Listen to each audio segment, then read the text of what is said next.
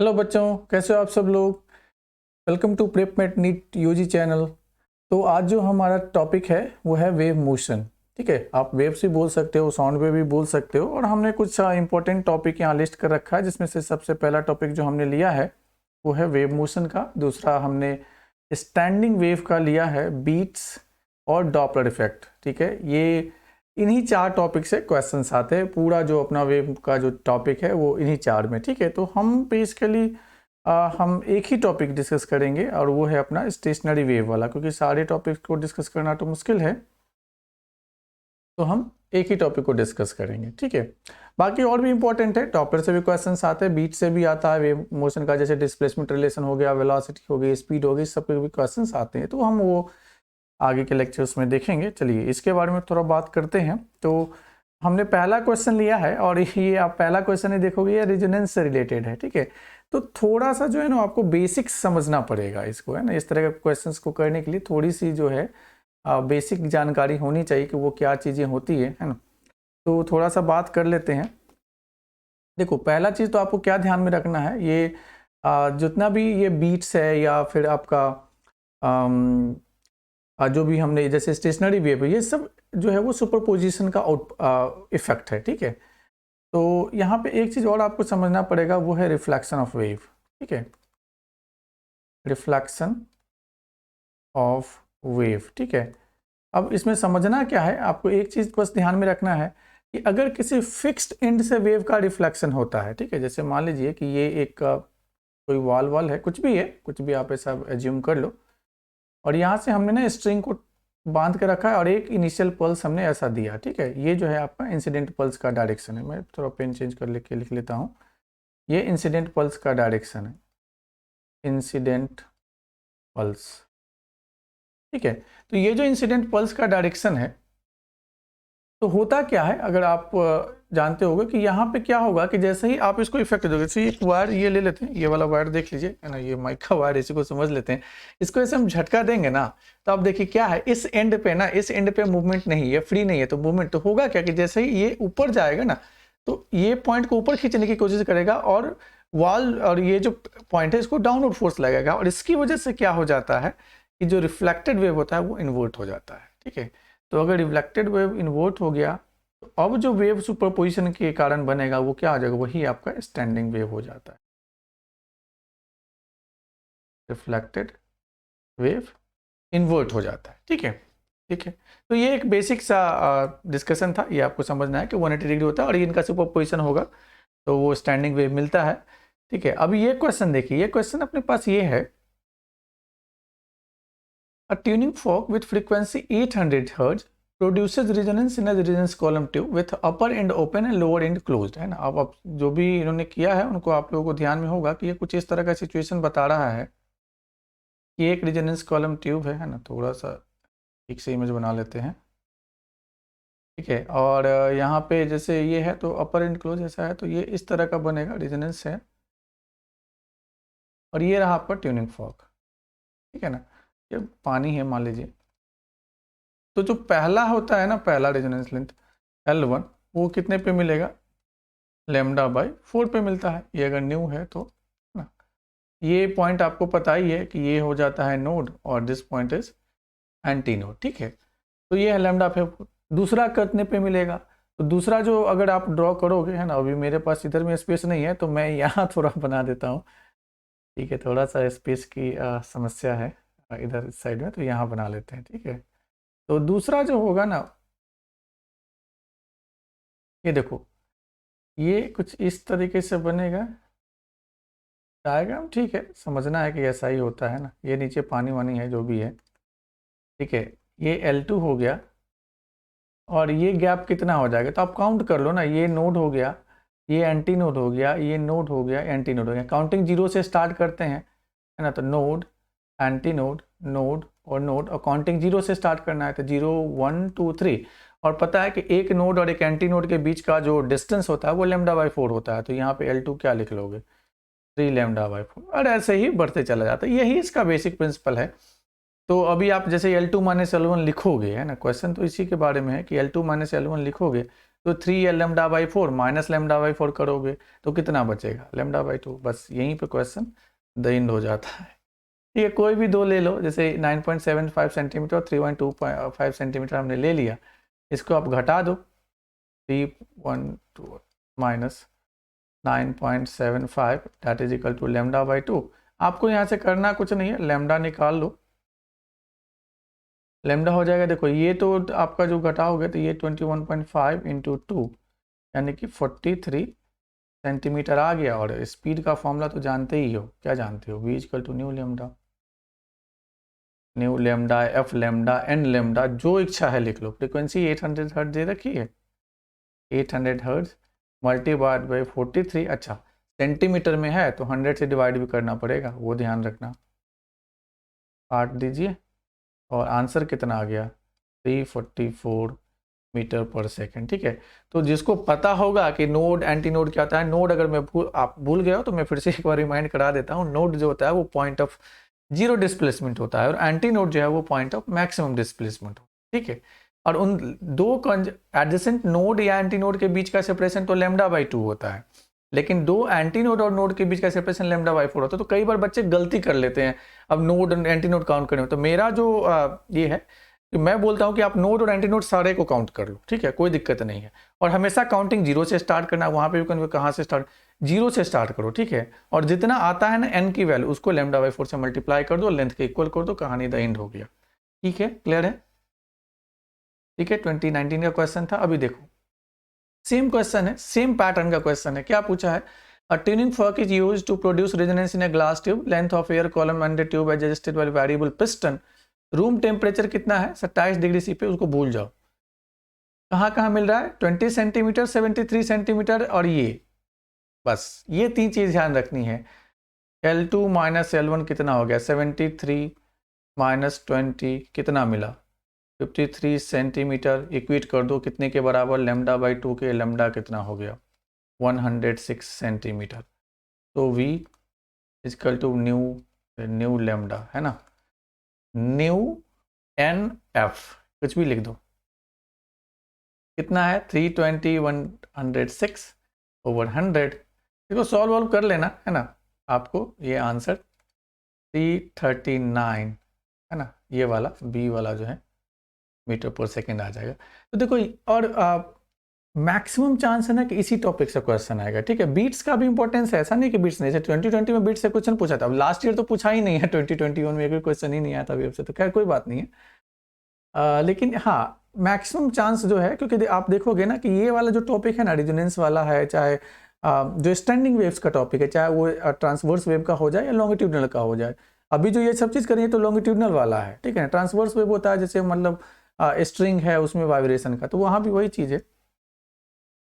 ठीक है, ये देखो, अब ये क्वेश्चन क्या है ना, ओपन ऑर्गन पाइप और क्लोज ऑर्गन पाइप से रिलेटेड है। ठीक है, अब जिसको बेसिक सा नॉलेज होगा वो देखो क्या करना है। तो ये है ओपन ऑर्गन पाइप। अब ओपन ऑर्गन पाइप है, नाम देख लो पहले, ओपन ऑर्गन पाइप, और एक है क्लोज ऑर्गन पाइप। तो अगर थोड़ा सा ध्यान में होगा, मैं थोड़ा सा लिख देता हूँ ऐसे, मान लीजिए जिसको दिक्कत होगी, तो ये हो गया क्लोज ऑर्गन पाइप। तो यहाँ पे वेव इस तरीके से बनती है। क्यों बनती है, क्योंकि बोला ना कि जो वेव इन्वर्ट हो जाता है, तो रिफ्लेक्टेड वेव जब इन्वर्ट होगा तो यहाँ पे कितना डिस्प्लेसमेंट हो जाएगा, जीरो, और यहाँ पे मैक्सिमम डिस्प्लेसमेंट है ना, इन्वर्टेड है। ठीक है, ये हो गया आपका नोड और ये हो गया एंटी नोड। लेंथ L है, सेपरेशन लेमडा बाई 4 लिखना है। This imply lambda is equal to 4L हो जाएगा। और यहाँ से फ्रीक्वेंसी जब आप लिखोगे न्यू, तो that will equal to V over lambda and that will equal to V over 4L। इसको ना मैं F0 लिख देता हूँ एक्चुअली।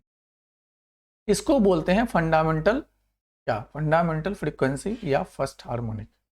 ये आपका क्या हो गया, fundamental frequency, fundamental,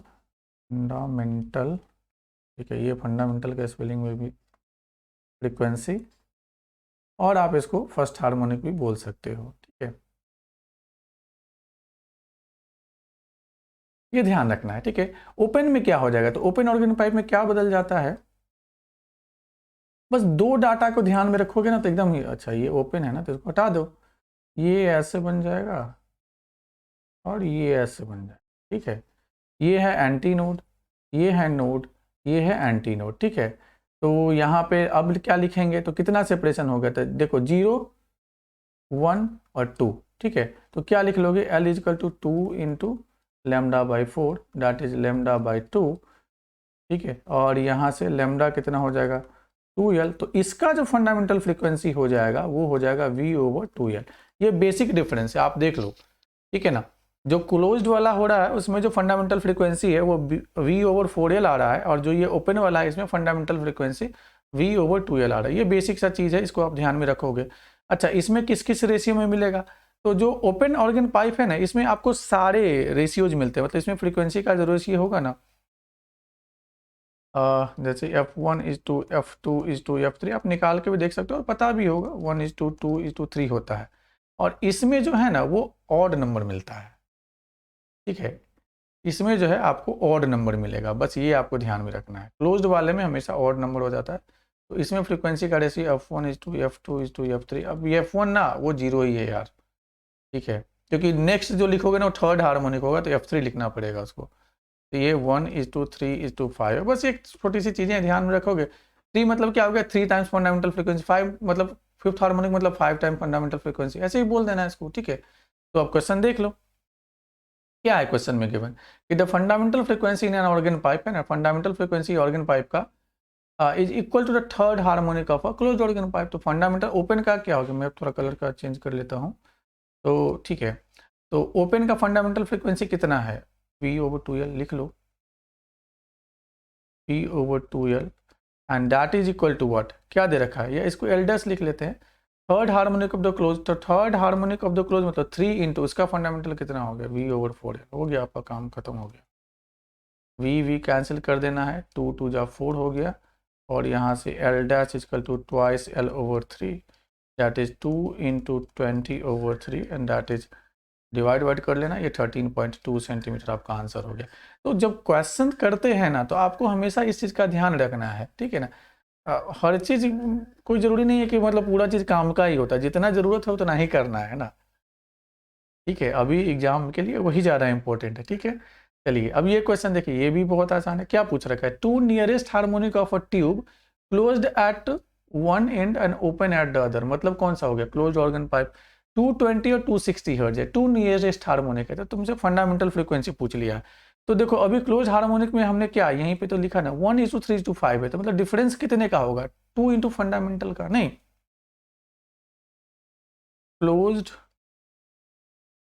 organ pipe में अगर फ्रीक्वेंसी का डिफरेंस लिखना है, ठीक है, मतलब FN-1 लिखा है ना, मतलब तो ये कितना आता है, 2 टाइम्स F0 आ रहा है, यही है ना। देखो तो आप 3 में से 1 घटाएंगे तो भी 2 आएगा, 5 में से 3 घटाएंगे तो भी 2 आएगा, बस हो गया, तो काम खत्म हो गया।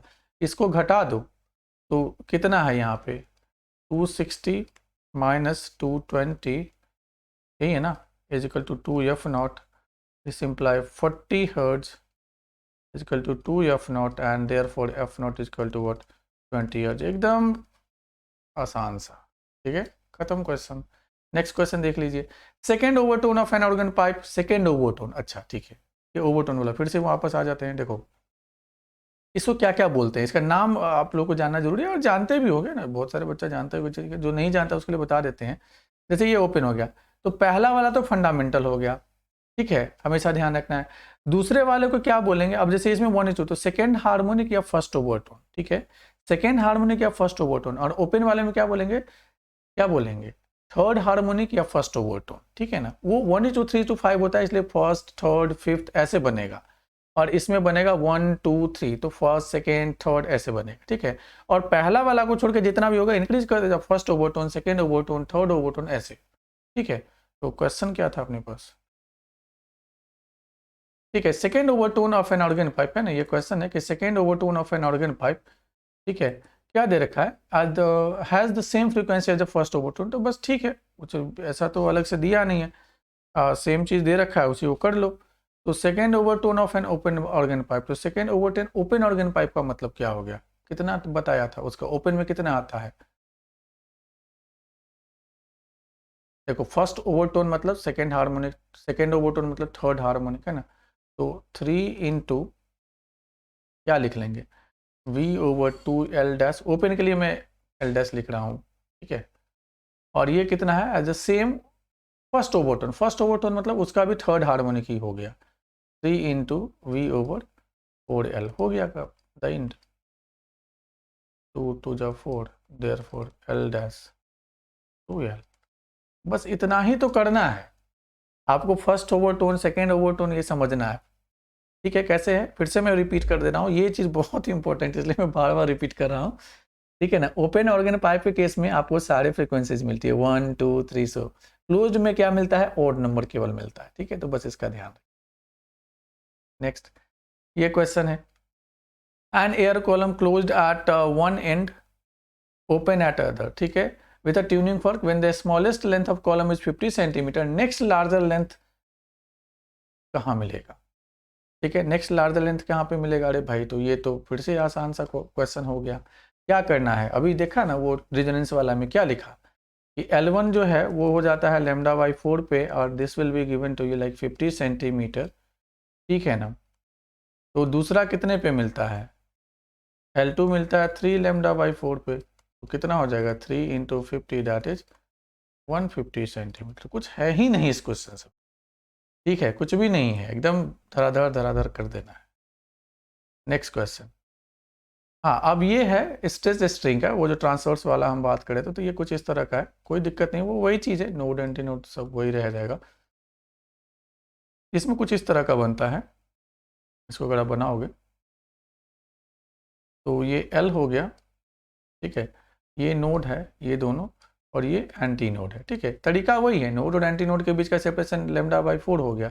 इसको करोगे तो क्या लिख लोगे 1 और 2, तो 2 into lambda by 4 is equal to L, this imply ये 2 2 जा 4 हो जाएगा, lambda is equal to 2L हो गया, और lambda is equal to 2L हो गया, देयरफॉर फंडामेंटल फ्रीक्वेंसी कितना हो जाएगा V over lambda and that is equal to what V over 2L।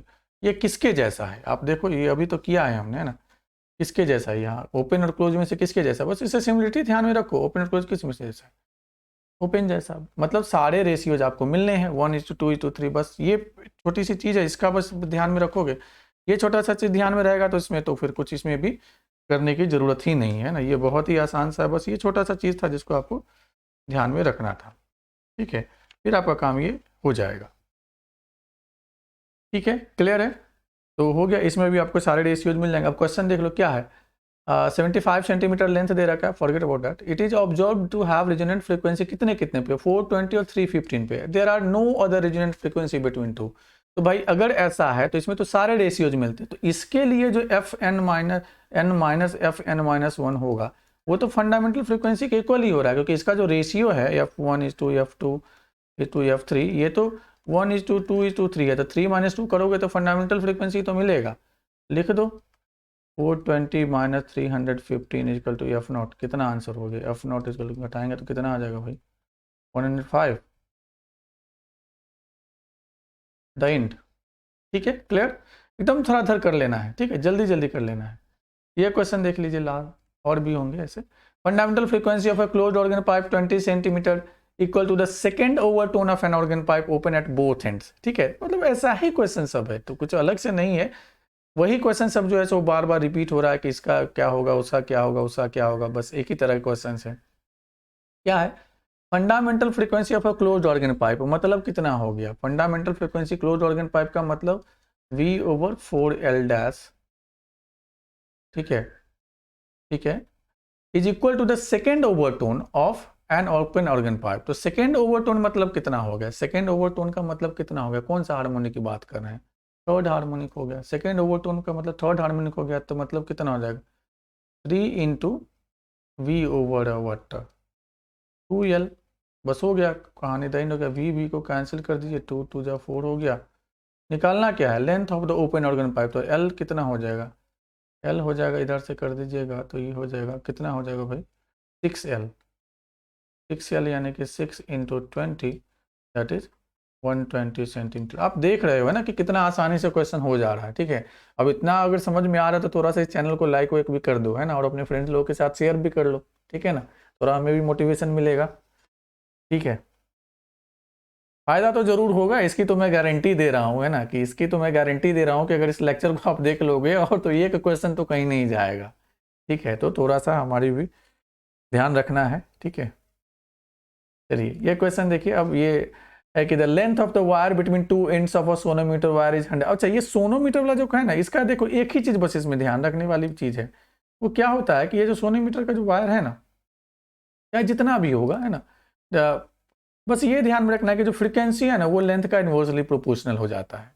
ये एक छोटा सा फंडा है जिसको आपको ध्यान में रखना है। अगर ये छोटा सा फंडा ध्यान में रहेगा तो फिर इसमें क्वेश्चन करने में परेशानी नहीं होगी। ठीक है, प्रैक्टिकल का क्वेश्चन है, आ जाता है कई बार, है ना। तो ध्यान क्या रखना है कि फ्रीक्वेंसी जो है इन्वर्सली प्रोपोर्शनल टू लेंथ होता है। तो जैसे यहाँ पे अगर मुझे लिखना होगा तो इसका जैसे लेंथ, इसके गैप में L1 है, इसके गैप में L2 है, इसके गैप में अगर मान लो ये लेंथ L3 है, ये थोड़ा सा फिगर का गड़बड़ हो गया, फ्रीक्वेंसी F1 F2 F3 ले लेते हैं। तो रेशियो क्या लिख लोगे, L1 is to L2 is to L3, that will equal to what, 1 by F1 is to 1 by F2 is to 1 by F3। ये ठीक है, क्लियर है। अच्छा, तो अपना क्वेश्चन क्या दे रखा है, तो जो अपना क्वेश्चन दे रखा है उसको फटाक से कर लेते हैं ना। क्वेश्चन में क्या दे रखा है भाई, तो क्वेश्चन में दे रखा है कि वो वैसे ही है, मतलब दो तो ही केवल ये करके करना है ना, तो दो का कर लो। एक यहाँ लगा दो नाइफ, एक यहाँ लगा दो, ब्रिज या नाइफ जो भी आप बोलना चाहो बोल सकते हो, एक यहाँ लगा दिया। ठीक है, टोटल लेंथ अपने पास है 100। ठीक है, इसका लेंथ मान लो L1 है। अच्छा, एंड के बीच में लगा है, थोड़ा सा मैंने इसको गड़बड़ कर दिया, 1 मिनट रुक जाओ। इसको यहाँ से ऐसे लगा दो, इसको यहाँ से ऐसे लगा दो, एक यहाँ लगाओ और एक यहाँ लगाओ। ठीक है, हाँ अब हो जाएगा, ये L1 हो गया, ये L2 हो गया और दिस वन इज L3। ठीक है, तो रेशियो कितना है, L1 is to L2 is to L3, कितना हो जाएगा, इन्वर्स रेशियो है ना, तो बस हो गया। इन्फॉर्मेशन क्या है, फ्रीक्वेंसी का रेशियो इज गिवन, तो दिस विल 1 इज टू 1 बाई 3 इज टू 1 बाई 5। इसको आप रेशनलाइज करोगे तो ये 15 इज टू 5 टू 3। और वो बचपन में जो क्वेश्चन नहीं करते हैं एक्स मान के कितना सम है तो क्या होगा करके, ये मैं थोड़ा ऊपर कर देता हूँ, वहाँ पे स्पेस की थोड़ी सी कमी है। तो आप इसको जोड़ लो, है ना, तो जोड़ लोगे तो कितना हो गया, 15 5 20 एंड 3 कितना हो गया 23, है ना। तो डायरेक्ट यहाँ पे लिख लेते हैं 23x is equal to 100, this imply x is equal to what 100 over 3 centimetre. ठीक है, तो L1 कितना हो गया, तो L1 तो कितना हो जाएगा 15x। ठीक है ना, तो 15x मतलब कितना हो गया 15 into 100 over 23 and that will be equal to 1500। ठीक है, 1500 ओवर 23 सेंटीमीटर। ये दिख रहा है, नहीं दिख रहा है, ठीक है, नीचे लिख लेते हैं 1523। ठीक है, तो ये तो दोनों गया, नहीं ये बच गया ठीक है, अच्छा L2 का क्या लिख लोगे, 5x मतलब 500 ओवर 23। तो तुमसे क्या पूछ रखा है कि मतलब कहाँ कहाँ लिखना है, तो पहला 1500 ओवर 23 पे होगा, तो दूसरा कहाँ पे हो जाएगा 2000 ओवर 23 पे, तो ऑप्शन कौन सा हो गया, डी हो गया। ठीक है, तो ये इस तरीके से ध्यान रखना है ना, मतलब ये टॉपिक का क्वेश्चन है कि है ना, 80% चांस हम बोल सकते हैं कि यहाँ से क्वेश्चन आएगा। दूसरा तो बीट्स और डॉपलर इफेक्ट का है, वो तीनों अगर हो गया तो ये चैप्टर तुम्हारा श्योर शॉर्ट हो जाएगा, किससे क्वेश्चन हो जाएंगे। ठीक है, सो आई होप कि ये वीडियो आप सब लोगों को पसंद आया होगा, है ना। तो आप अपने कमेंट भी कर सकते हैं, और कोई फर्दर कोई कन्फ्यूजन है ऐसा कुछ है तो उसको भी आप ये कर सकते हो, ताकि हम उसका भी आंसर दे सकें। Okay, so thank you so much for attending this lecture, thank you.